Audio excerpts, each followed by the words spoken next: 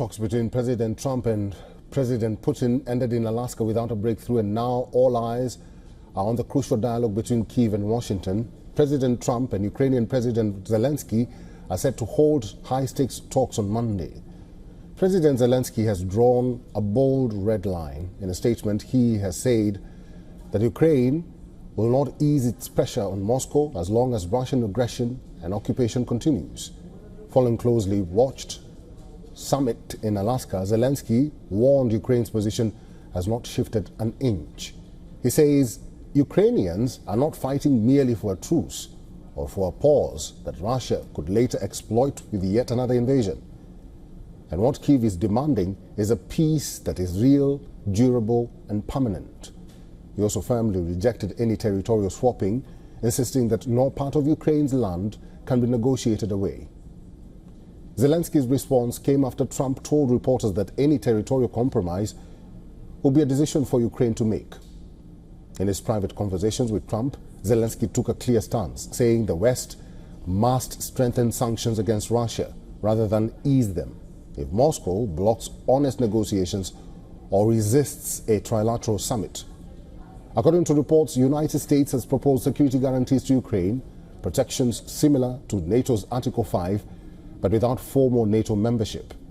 Meanwhile, in Ukraine, residents are reacting with caution, some seeing this as a path forward, and others warning the uncertainty might make Ukraine vulnerable to further invasions.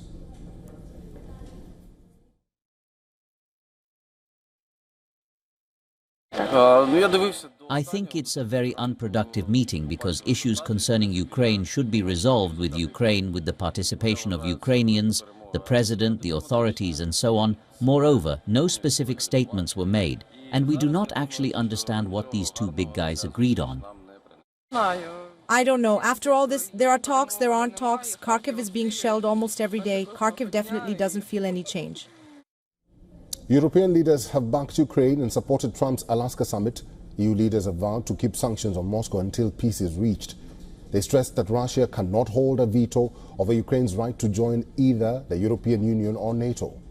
European leaders had been uneasy over Trump's diplomatic outreach to Putin, arguing that Zelensky should have been part of the Alaska summit. Many EU analysts now believe Russians got a lot of things that they didn't have before after the crucial talks that took place on Friday.